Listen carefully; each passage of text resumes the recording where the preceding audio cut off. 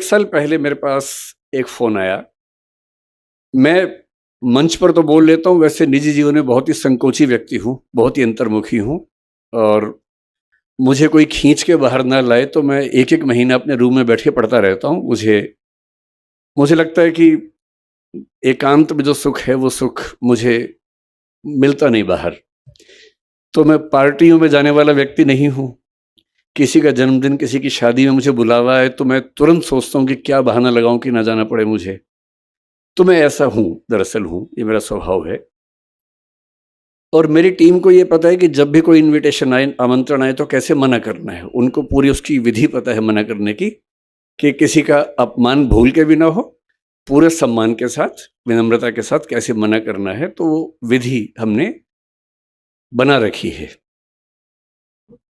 तो 1 साल पहले एक फ़ोन आया हमारे साथी के पास और उन्होंने मुझे कहा कि गंगाराम अस्पताल के एक बहुत सीनियर डॉक्टर हैं, वो मिलना चाह रहे हैं, डॉक्टर सुरेश सिंघवी।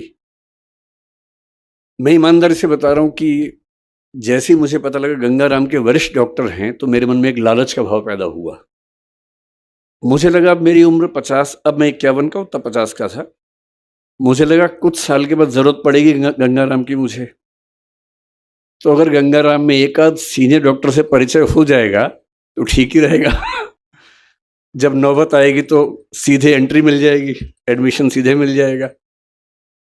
तो मैंने कहा ऐसा है तो मिल लेते हैं। तो मुझे लगा कि मैं जाके मिलूँगा, लेकिन डॉक्टर साहब इतने विनम्र हैं कि वो मिलने आए मुझसे। तो मैं स्पष्ट रूप से कह रहा हूँ, मेरे मन में एक ही लालच था कि वो आएँगे और मैं इतनी नेटवर्किंग कर लूँगा कि बुढ़ापे में दिक्कत आए तो मेरा इलाज ठीक से हो जाए। बाकी ज़रूरतें मुझे पड़ती नहीं है, एक ही ज़रूरत लगती है, कभी डॉक्टर की ज़रूरत पड़ेगी तो रास्ता निकल जाएगा।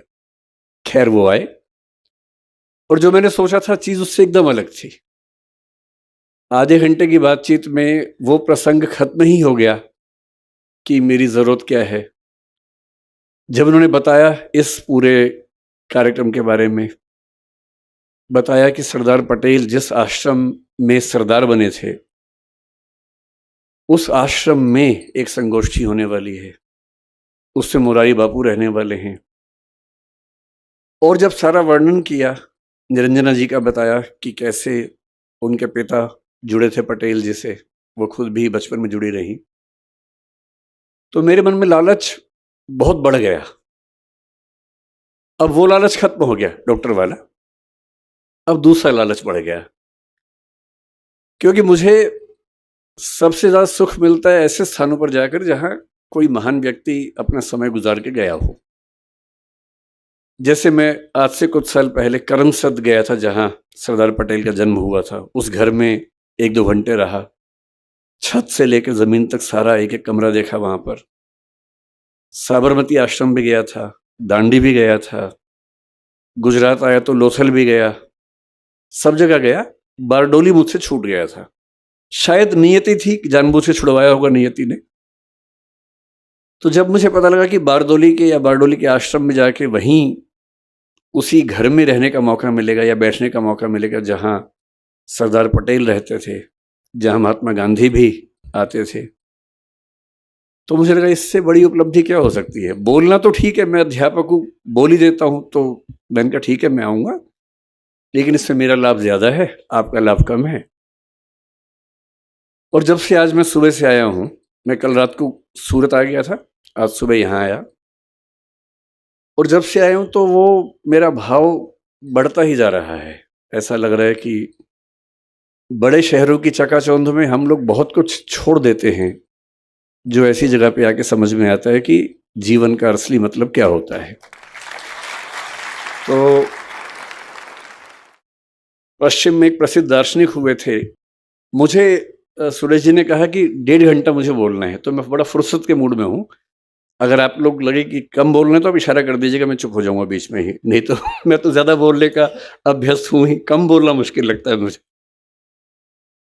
तो आज जब मैं आया तो यहाँ मुझे सरदार पटेल पर बोलना है, मैं उन पर आऊँगा थोड़ी देर के बाद, पहले मैं आज का अनुभव डिस्कस करना चाह रहा हूँ। तो जैसे ही कार आश्रम के अंदर घुसी, तो जिसको बोलते हैं आजकल मनोविज्ञान के बच्चे की वाइब्स आती हैं, जो जेन जी है, आज की जनरेशन है, उसकी भाषा में वाइब्स आती हैं। हमारी भाषा में एक वातावरण होता है हर जगह का, उस वातावरण का अपना मूल्य होता है, और वातावरण ऐसे नहीं बनता। बहुत सारे अच्छे लोग जब एक साथ रहेंगे तो वहाँ माहौल बनता है, उसको हम वातावरण कहें, वाइब्स कहें, वाइब्रेशंस कहें, जो भी कहें, वो हर किसी को समझ में आता है।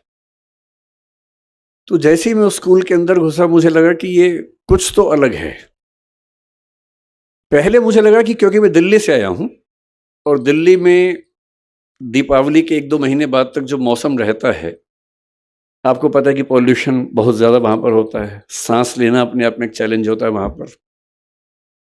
तो मुझे लगा शायद यहाँ हवा साफ सुथरी है, और क्योंकि मैं दिल्ली से आया हूँ इसलिए मुझे बहुत ज़्यादा अंतर महसूस हो रहा है। और मामला सिर्फ बाहर की हवा का नहीं, अंदर की हवा का भी है। और दिल्ली में जो लोग हैं उनके बाहर के साथ साथ अंदर की हवा भी खराब हो जाती है। एक शायर ने दिल्ली के बारे में बड़ा अच्छा लिखा है, जो मैं हर दीपावली के बाद अपने घर में सुनाता रहता हूँ सबको। चेहरे पे सारे शहर के गर्द और मलाल है। गर्द का मतलब है धूल, मिट्टी, और मलाल मतलब दुख, पीड़ा, वेदना, बेचैनी, परेशानी। तो चेहरे पे सारे शहर के गर्द और मलाल है, दुख है और धूल मिट्टी है। कितना सुंदर कहा। चेहरे पे सारे शहर के गर्द और मलाल है, जो दिल का हाल है वही दिल्ली का हाल है।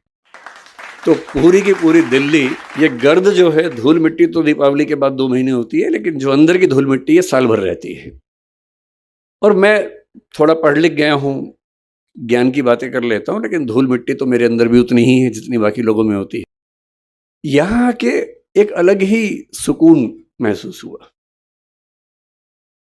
उन बच्चों के चेहरे पर जो भाव थे, फिर मैंने स्कूल देखा ध्यान से। मैं इतने साल से, 26 साल से काम कर रहा हूँ, भारत सरकार में काम किया, अपनी एक कंपनी चलाता हूँ जिसमें करीब 2-2.25 हज़ार लोग काम करते हैं मेरे साथ में। और अचानक मैंने एक ऑफिस देखा स्कूल का, जिस ऑफिस में प्रिंसिपल से लेकर क्लर्क तक सब एक ही कमरे में बैठते हैं, कोई हिरार्की ही नहीं है। और मुझे लगा कि मेरी सारी किताबें जो हिरार्की सिस्टम से प्रशासन कैसे चलता है, वो अचानक बेकार साबित हुई। बिना सोपान क्रम के कोई व्यवस्था चल सकती है, हम तो नहीं सोचते थे, पर यहाँ चल रही है। फिर मैंने देखा कि स्कूल के बच्चे, उन सबकी एक एक अलमारी है, उसी में उनको अपना सामान रखना है, किताबें रखनी है, कपड़े रखने हैं, सब ने बड़ा सहेज के रखे हुए हैं। मुझे अपने बच्चे याद आए। कमरा तो उनके पास भी है, पर वो इतना साफ तो कभी नहीं होता जब तक कोई थर्ड पार्टी आके साफ ना करे उसको, या तो मम्मी साफ करे, पापा साफ करे, या कोई और साफ करे। इतना करीने से कैसे बच्चे रह सकते हैं? और किसी की अलमारी पर कोई ताला भी नहीं है। तो मैंने पूछा कि ताला नहीं होने की वजह, तो बताया गया कि हम चाहते हैं कि बच्चे खुद ही सीखें कि अगर हम किसी की चोरी करेंगे तो कोई हमारी भी तो करेगा, और चोरी नहीं करनी है, ये स्वभाव का हिस्सा बन जाए। ये इसकी ट्रेनिंग है, इसका प्रशिक्षण है। बच्चे अपना खाना भी खुद बना रहे हैं, बर्तन भी खुद धो रहे हैं। 10वीं के बच्चे दिल्ली में ये कह के आतंक मचाए रखते हैं कि मेरा 10वीं का एग्जाम है, तो ना मैं खाना तो खैर बनाने का सवाल ही पैदा नहीं होता है, बर्तन धोने का तो मसला ही नहीं है उनके सामने। उनसे तो आप ये भी कहें कि 1 गिलास पानी ला के, तो 10वीं का एग्जाम बीच में आ जाता है। तो ये बच्चे 10वीं का एग्जाम भी दे रहे हैं, खाना बना रहे हैं, बर्तन धो रहे हैं, अपना सब कुछ कर रहे हैं। स्वावलंबन जो महात्मा गांधी कहा करते थे, उसका जीता जागता उदाहरण। और उसके बाद बच्चों के चेहरे पर ऐसा सुकून है, जो सुकून दिल्ली के वीडियो गेम खेलते बच्चों के चेहरे पर कभी नहीं दिखता है। तो मुझे कभी कभी क्या होता है, मैं जिक्र कर रहा था कि पश्चिमी दार्शनिक हुआ हेडेगर नाम के, 20वीं शताब्दी की शुरुआत में ही जर्मनी की बात है, जब जर्मनी विश्व युद्धों की दुनिया में आ गया था, उस समय की बात है। उन्होंने एक बड़ी गहरी बात कही। उन्होंने कहा कि हम लोग जिंदगी जीते रहते हैं, किसी से लड़ते हैं, किसी से प्यार करते हैं, फिर झगड़ा करते हैं, लड़ते हैं, सफल होते हैं, किसी को हराते हैं, किसी से हारते हैं तो नफरत पाल लेते हैं, हराते हैं तो ये भाव मन में आता है कि मैंने हरा दिया, मैं विजेता हूं। इसी सब तिकड़म भरे अनुभवों को हम मिला के एक शब्द बोलते हैं जिंदगी, लाइफ। लेकिन कभी कभी ऐसा होता है जिंदगी में कि अचानक कोई इंसिडेंट होता है। वो इंसिडेंट क्या होता है, जैसे मान लीजिए कि मैं और मेरा दोस्त सड़क पे जा रहे हैं, अचानक एक ट्रक की कार ब्रेक फेल हुई, उसे टक्कर मारी और मेरे साथ जो मेरा दोस्त था उसकी मौत हो गई और मैं बच गया। अब जो मुझे एहसास होगा, उस एहसास का मतलब है नथिंगनेस, शून्यता। उस मोमेंट पे, उस क्षण में ये लगता है कि क्या है जिंदगी में ऐसा, और मैं जो इकट्ठा करने में लगा हूं, मैं जो ताकत के पीछे भाग रहा हूं, मैं जिस 8 साल बाद की प्रमोशन के लिए अभी से रात दिन जुटा हुआ हूं, ये सब तो 1 सेकंड का खत्म होने का वाला खेल है। जिस जिंदगी का 1 सेकंड बाद का अता पता नहीं है, भरोसा नहीं है, कल सुबह मैं उठूंगा भी या नहीं ये भी नहीं पता है, और मैं ऐसी जिंदगी जी रहा हूं जो 10 साल बाद मैं ये बन जाऊंगा, 18 साल बाद मेरी प्रमोशन ये होगी, मैं सेक्रेटरी बन जाऊंगा या मैं हाई कोर्ट के जज बन जाऊंगा। इस अनुभव में जो लोग थोड़े ज्यादा सेंसिटिव हैं, संवेदनशील हैं, वो इस अनुभव को झेल नहीं पाते, और उनके लिए इसी बिंदु पर टर्निंग पॉइंट आता है और वो जीवन का रास्ता मोड़ लेते हैं कि जब जीवन में कुछ भरोसा नहीं तो मैं इन निरर्थक चीजों के पीछे क्यों भागता रहूं। क्यों ना मैं किसी ऐसी सार्थक चीज की तलाश करूं जो अंततः मुझे सुकून देती हो। और हम जीवन क्यों जीते हैं? मैं दर्शन विषय का विद्यार्थी हूं, पढ़ाता भी हूं। भारत के, दुनिया के सब दार्शनिकों को पढ़ने पढ़ाने की प्रक्रिया में मैंने पाया कि अंततः सभी के मन में एक ही बात है, अलग अलग शब्दों से कहते हैं, और वो ये है कि जीवन का अंत इसी बात पे है कि मुझे सुकून मिले, मुझे आनंद मिले, मुझे सुख मिले। और सारे भौतिक सुखों के बाद देश की राजधानी की सारी ताकत को देखने समझने के बाद अगर उससे ज्यादा सुकून बारडोली के आश्रम में है, तो इसका मतलब है कि जीवन का सही अर्थ तो यहां आके खुलेगा, वहां तो नहीं खुलेगा। तो मैं बहुत कृतज्ञ हूं सिंघवी साहब का, डॉक्टर साहब का। कहाँ गए डॉक्टर साहब? हाँ, डॉक्टर साहब आपका बहुत कृतज्ञ हूं कि आपने, अब मैं आपसे कोई काम नहीं बोलूंगा कि मुझे इलाज करवा दीजिए, वो मैं कभी नहीं बोलूंगा। वो तो मेरा शुरुआती लालच था जो मैंने आपको बताया भी नहीं अब तक, और मन में था। और मुझे लगता है कि सच बोल देने से मुक्ति रहती है, झूठ बोलने में बड़ी दिक्कतें हैं, सच बोल देने से आदमी मुक्त रहता है। तो मेरा शुरुआती आपसे जो संवाद था वो लालच की बदौलत था। अब तो हम अच्छे दोस्त हो गए। तो मैं कृतज्ञ हूं कि आपने मुझे यहां बुलाया और इतने सुंदर संसार के बीच में आने का मौका दिया। मैंने जब स्कूल